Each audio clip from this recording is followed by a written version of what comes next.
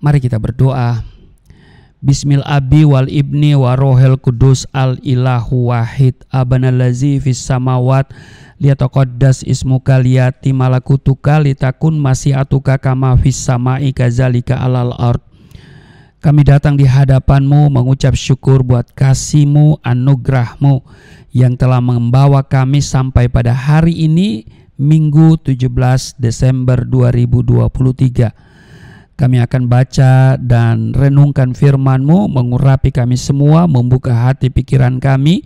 Apa yang kami baca dan kami dengar tidak untuk kami lupakan, tapi itu termaterai dalam hati kami, menjadi rema dalam hidup kami. Urapi juga hamba-Mu yang tidak ada apa-apanya. Kiranya setiap kata kalimat yang keluar dari mulut hamba-Mu adalah kata kalimat penuh kuasa, penuh urapan. Setiap mereka yang mendengar diberkati, berakar, bertumbuh, berbuah di dalam Engkau. Kami diamkan seluruh suara hati kami kecuali suara Tuhan kami mau dengar. Berbicaralah kepada kami semua di dalam nama Tuhan Yesus. Haleluya. Amin. Bapak Ibu, kita akan melihat beberapa bagian Alkitab. Yohanes pasal 1 ayat 1 sampai 9, kemudian Yohanes pasal 8 ayat 12, Yesaya 9 ayat 1, dan Matius 4 ayat 16. Saya akan membacakan yang pertama di Yohanes pasal 1 ayat 1 sampai 9. Firman yang telah menjadi manusia. Pada mulanya adalah firman. Firman itu bersama-sama dengan Allah dan firman itu adalah Allah.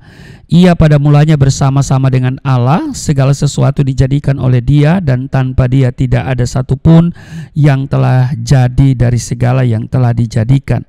Dalam Dia ada hidup dan hidup itu adalah terang manusia. Terang itu bercahaya di dalam kegelapan dan kegelapan itu tidak menguasainya.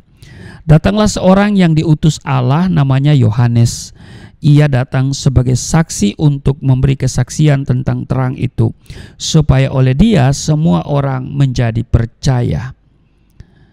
Ia bukan terang itu, tetapi ia harus memberi kesaksian tentang terang itu.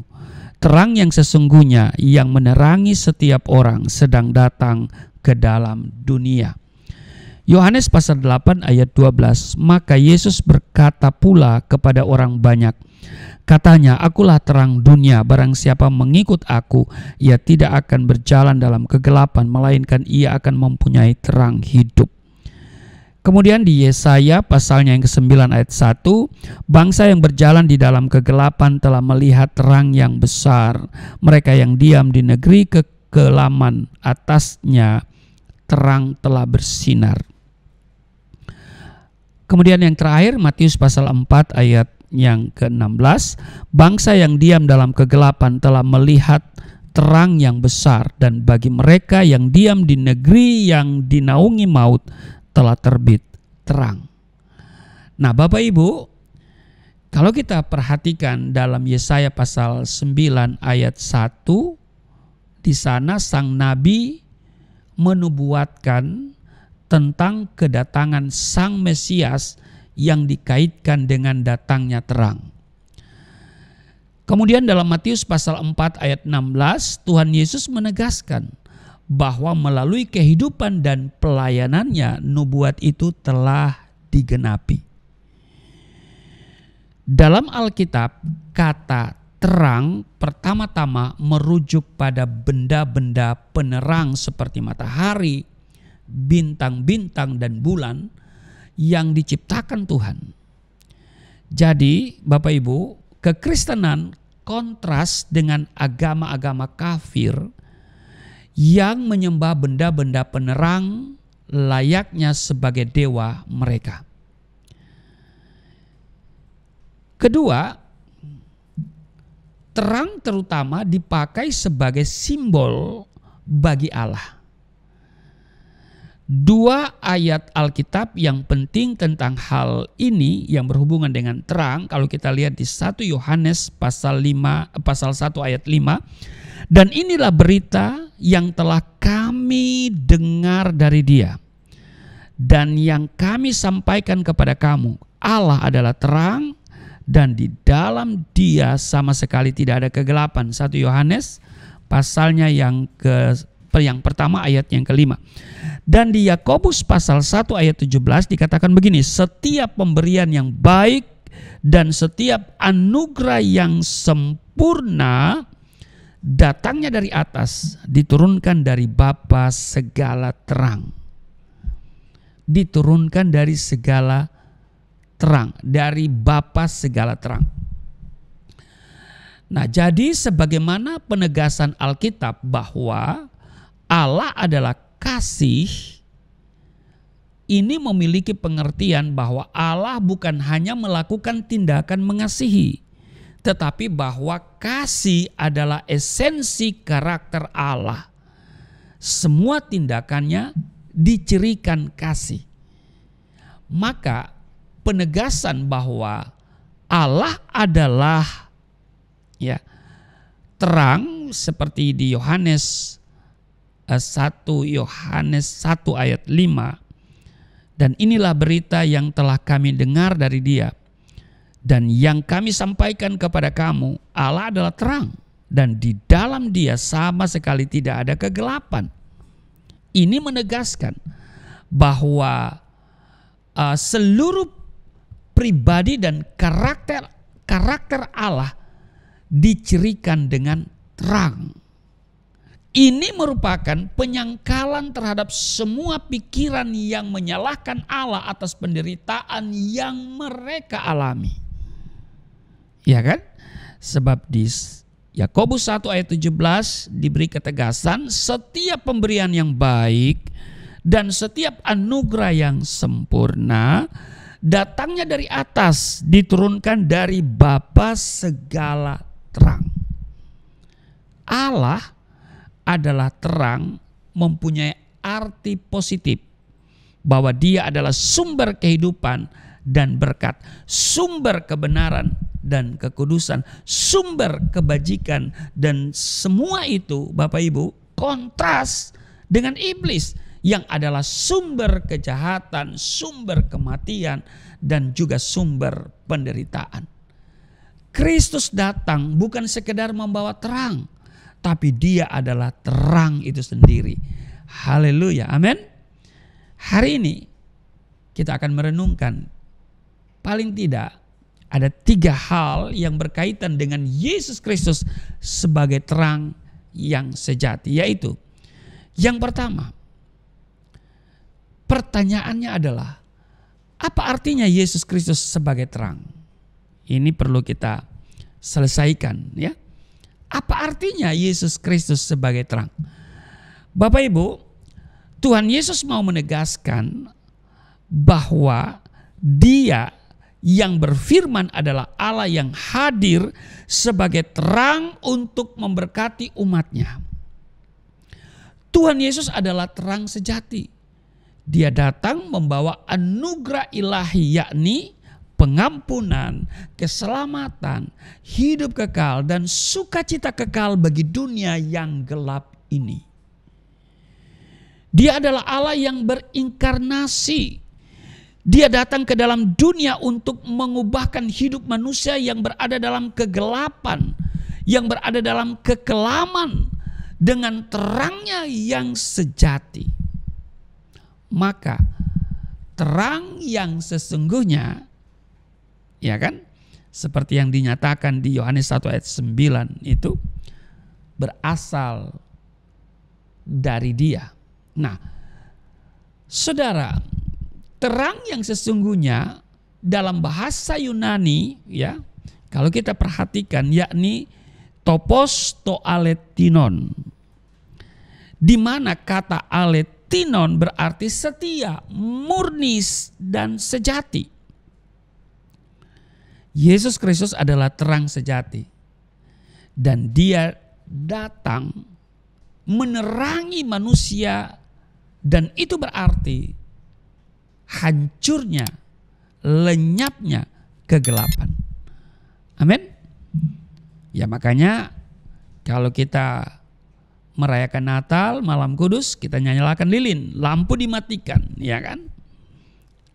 Lilin dinyalakan. Jadi lilin itu melenyapkan kegelapan.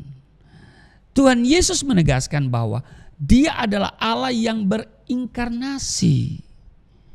Itulah sebabnya keselamatan dalam Kristus pasti dan pasti terjamin. Amin. Hal ini dikonfirmasikan oleh firman itu sendiri bahwa terang itu bercahaya dalam kegelapan, maka kegelapan itu menjadi sirna dengan hadirnya terang. Kegelapan itu tidak menguasai terang itu. Ya kan? Kegelapan tidak dapat menguasai terang. Ya. Seperti di ayat 5 di Yohanes pasal 1 itu, terang itu bercahaya di dalam kegelapan dan kegelapan itu tidak menguasainya. Ayat 9, terang yang sesungguhnya yang menerangi setiap orang sedang datang ke dalam dunia. Yang kedua, apa maksud kedatangan Yesus Kristus sebagai terang? Kalau yang pertama tadi, apa artinya Yesus Kristus sebagai terang? Ya. Maka yang kedua, apa maksud kedatangan Yesus sebagai terang? Perhatikan Bapak Ibu, kata-kata dalam Yohanes pasal 1 ayat 9, terang yang sesungguhnya yang menerangi setiap orang sedang datang ke dalam dunia. Ya kan? Terang yang sesungguhnya yang menerangi setiap orang. Tujuan dan motivasi kedatangan Yesus Kristus adalah bagi setiap orang yang di dunia. Yaitu siapa? Saudara dan saya. Amin. Di Yohanes 3:16, karena begitu besar kasih Allah akan dunia ini, sehingga Ia mengaruniakan anaknya yang tunggal, supaya setiap orang yang percaya, setiap orang yang ada di dunia. Kalau orang yang berada di planet lain, ya tidak termasuk. Hanya orang yang ada di planet yang namanya bumi, yang di dunia ini. Yaitu siapa? Saudara dan saya. Amin.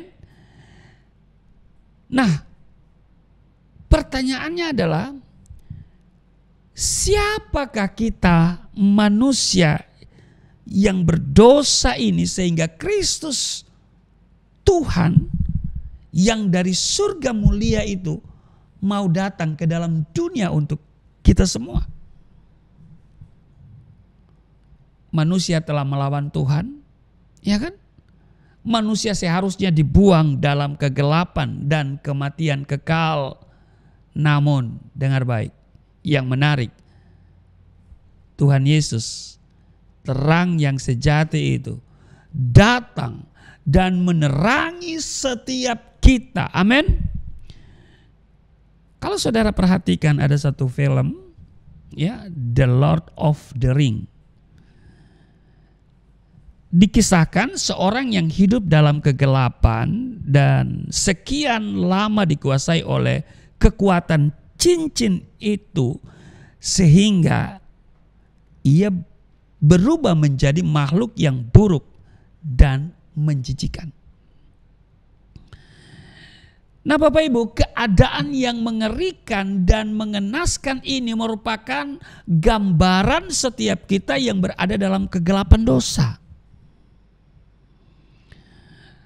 Dapatlah dibayangkan betapa susah orang yang terbiasa hidup bersih dan nyaman ketika ia harus berada dalam suatu tempat yang kotor dan menjijikan. Ya kan? Sudah kita bisa bayangkan bagaimana sikapnya, ya kan? Namun Bapak Ibu, tidak demikian halnya dengan Allah. Dia yang Maha Suci mau datang ke dalam dunia yang kotor dan menjijikan ini demi menyelamatkan kita yang kotor.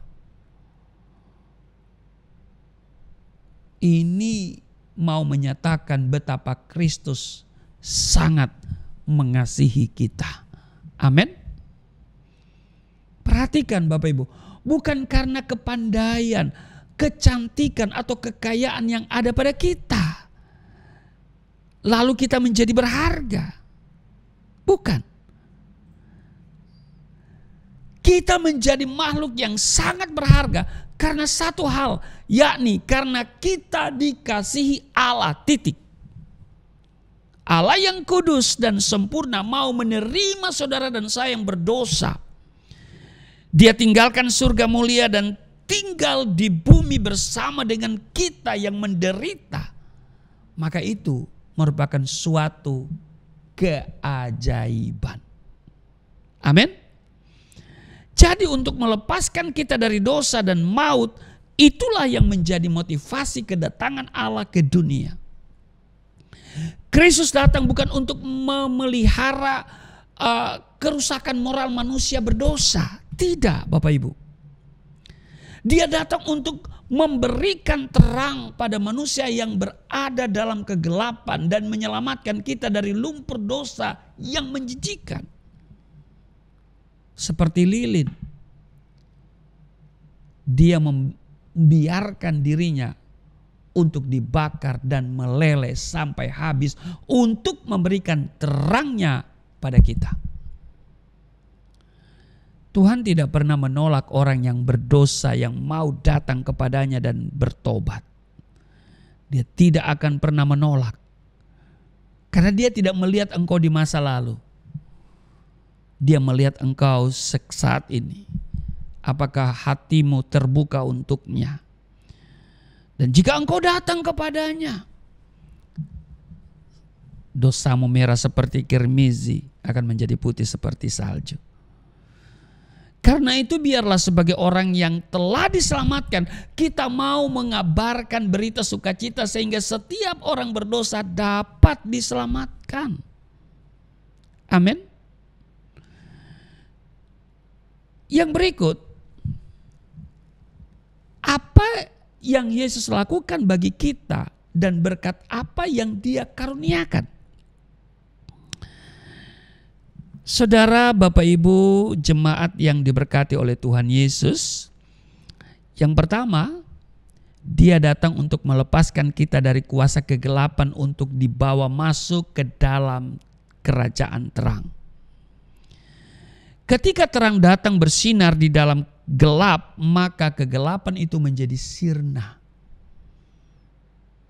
Kini terang yang berkuasa atas seluruh tempat itu.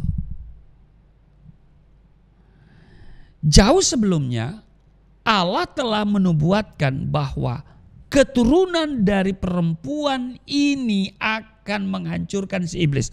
Itu di dalam Kejadian 3 ayat 15 dikatakan begini, aku akan mengadakan permusuhan antara engkau dan perempuan ini, antara keturunanmu dan keturunannya. Keturunannya akan meremukkan kepalamu dan engkau akan meremukkan tumitnya.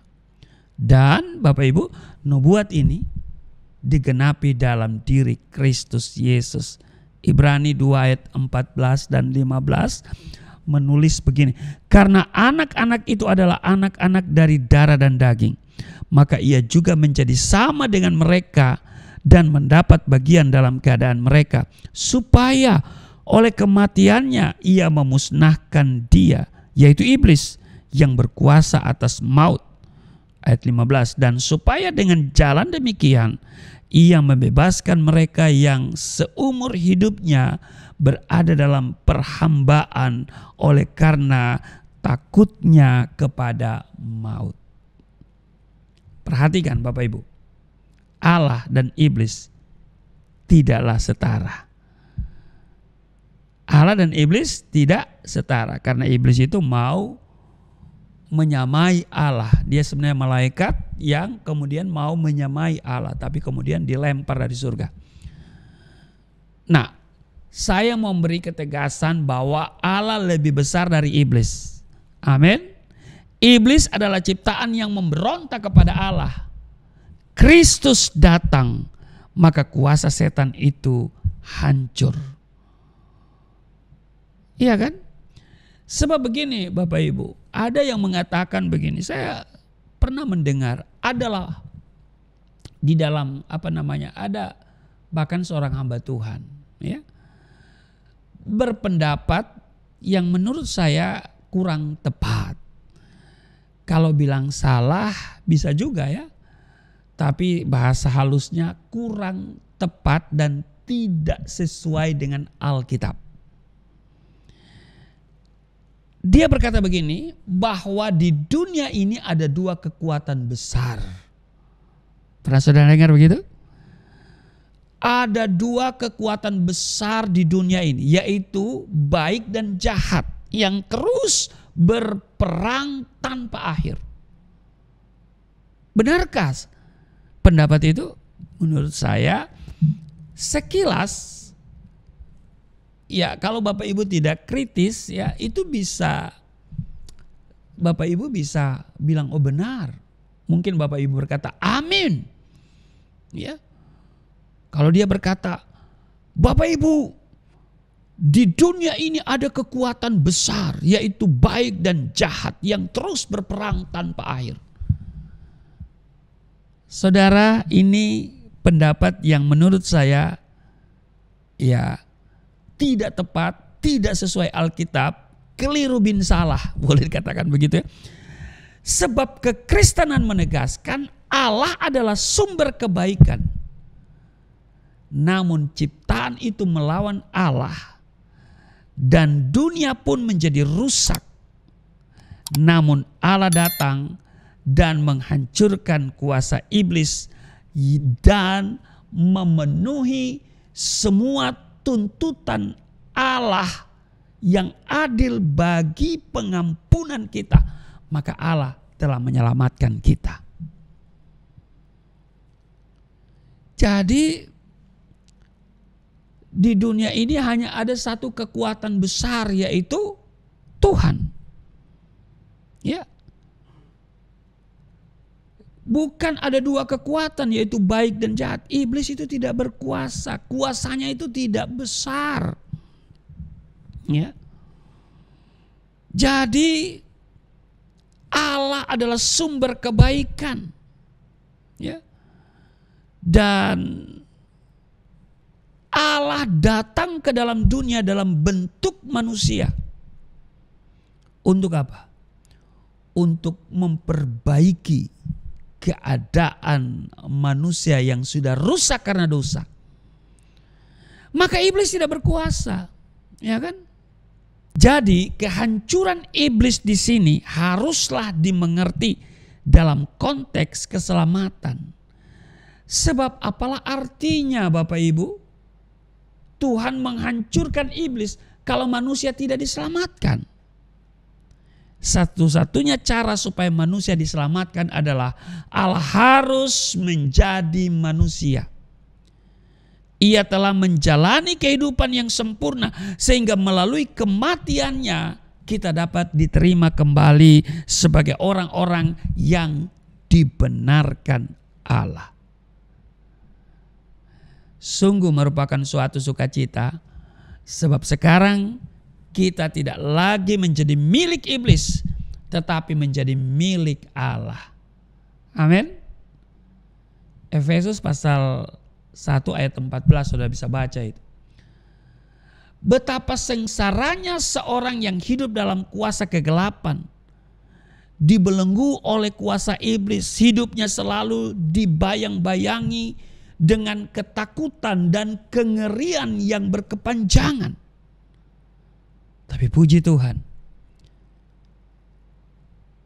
Allah memindahkan kita ke dalam kerajaan terangnya dan menaruh kita di bawah otoritasnya yang penuh dengan kebaikan. Amin. Itu yang pertama. Yang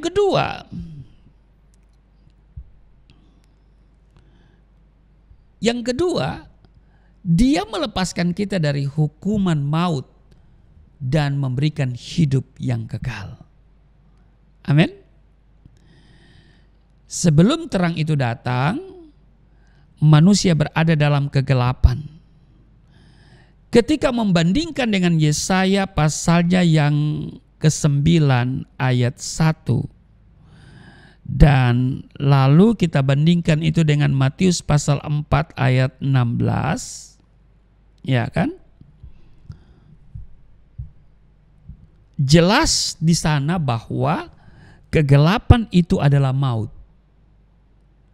firman Tuhan dalam Yohanes pasal 1 ayat 1 sampai 3 yang sudah kita baca tadi, di sana menegaskan bahwa Yesus adalah sumber keberadaan seluruh dunia ciptaan. Sebelum segala sesuatu ada, dia sudah ada bersama Allah dan dia adalah Allah. Dalam Yohanes pasal 1 ayat 4 dan 5, dia adalah sumber kehidupan baik fisik maupun spiritual.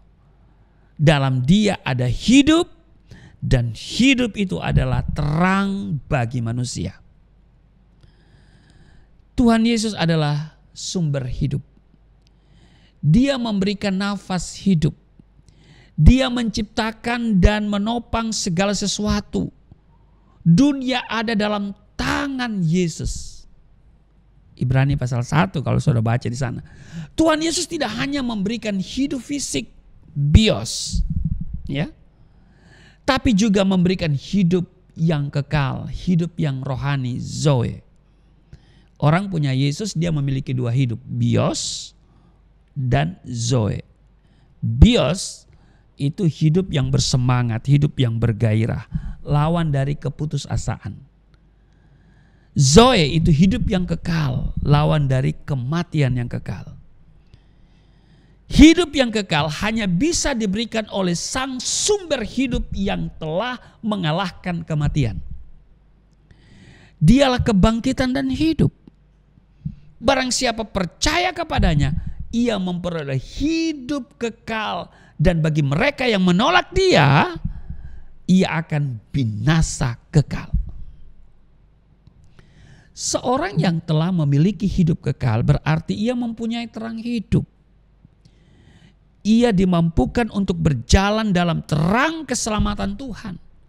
Ia memiliki kualitas hidup sebagai anak-anak Allah.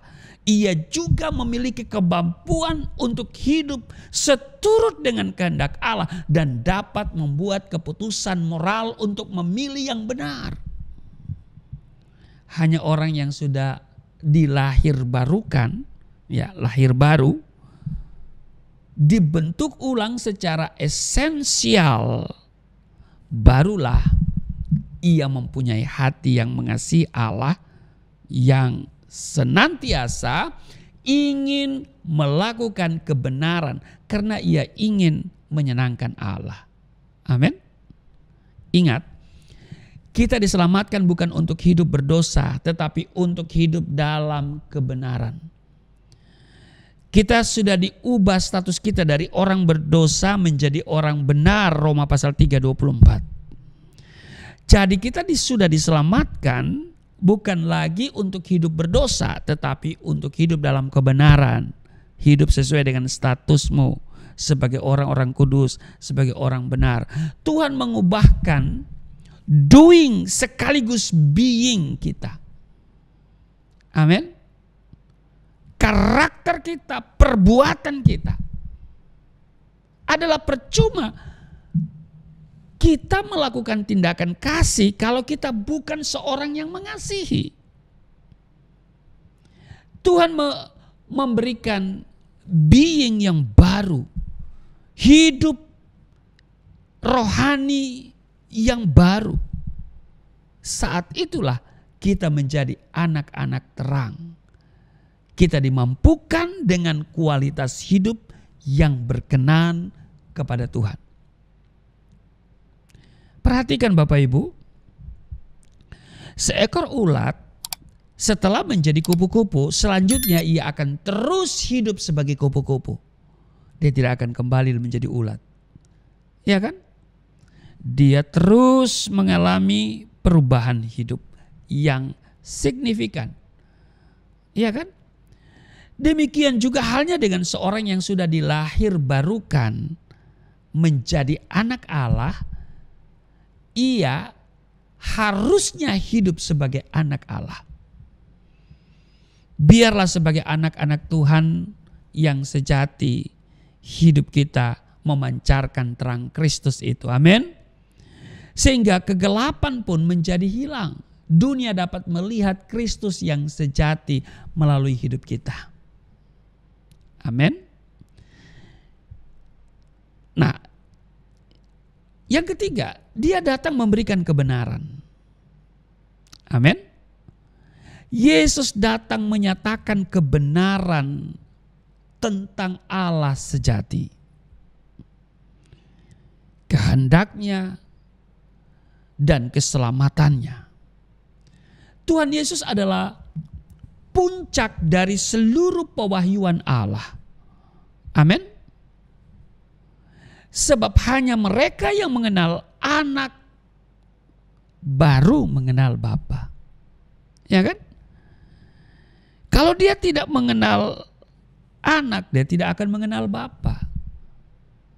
Ya kan? Maka itu adalah mustahil orang langsung berseru kepada Bapa tapi menolak anak. Matius pasal 11 ayat 27.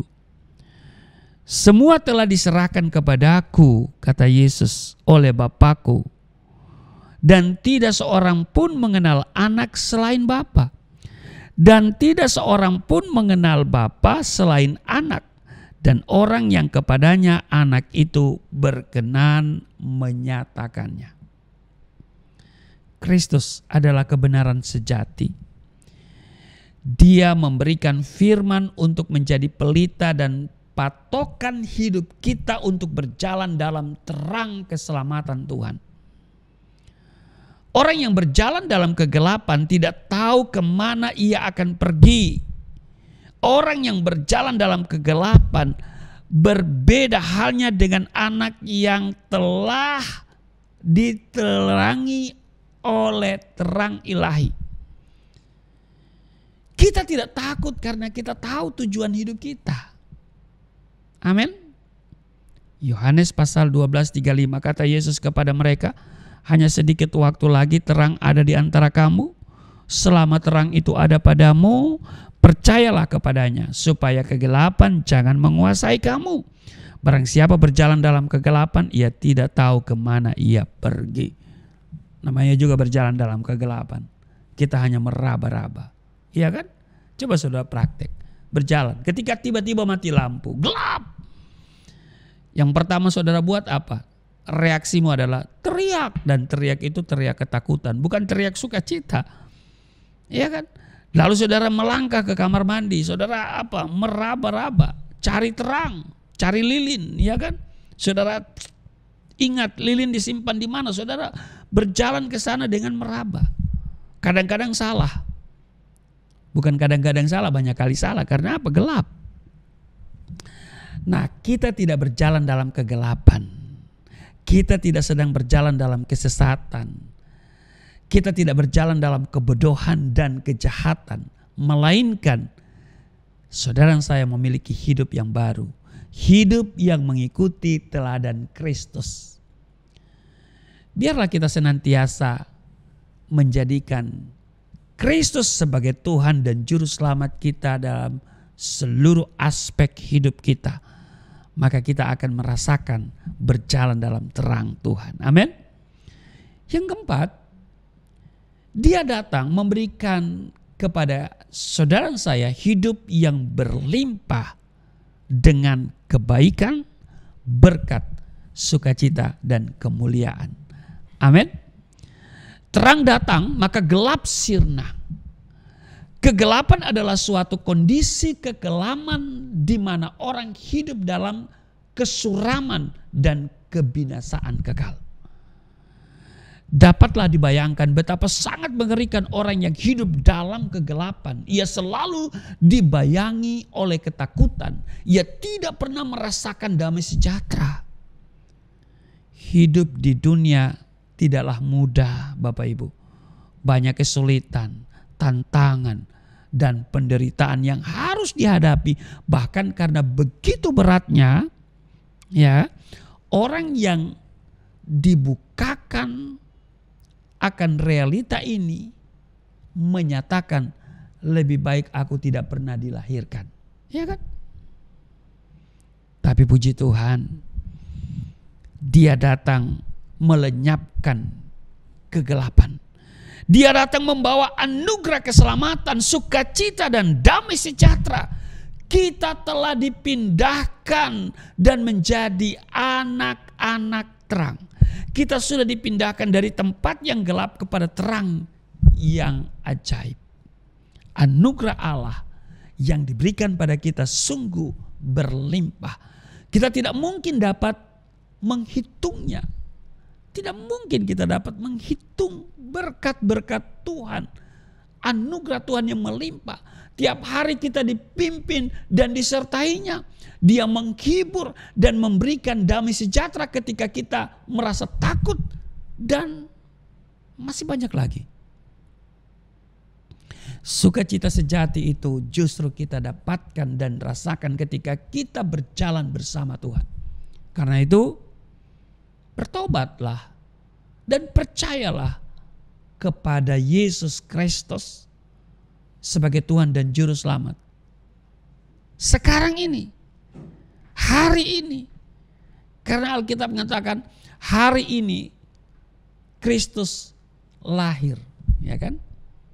Kapan Kristus lahir? Hari ini. Biarlah setiap hari Kristus lahir dalam hidup kita. Amin. Kita bertobat, kita percaya kepada Dia. Menjadikan Dia sebagai Tuhan dan Juru Selamat secara pribadi. Jangan sia-siakan kesempatan yang ada. Jangan sia-siakan hidupmu. Ya. Jangan engkau berikan hidupmu pada hal-hal sesuatu yang sia-sia, yang fana. Yesus datang memberikan berkat berkelimpahan, baik jasmani maupun rohani. Namun semuanya itu berkat yang terbesar adalah diri Yesus itu sendiri yang datang bagi kita untuk satu hal, menyelamatkan saudara dan saya. Amin. Tuhan Yesus memberkati.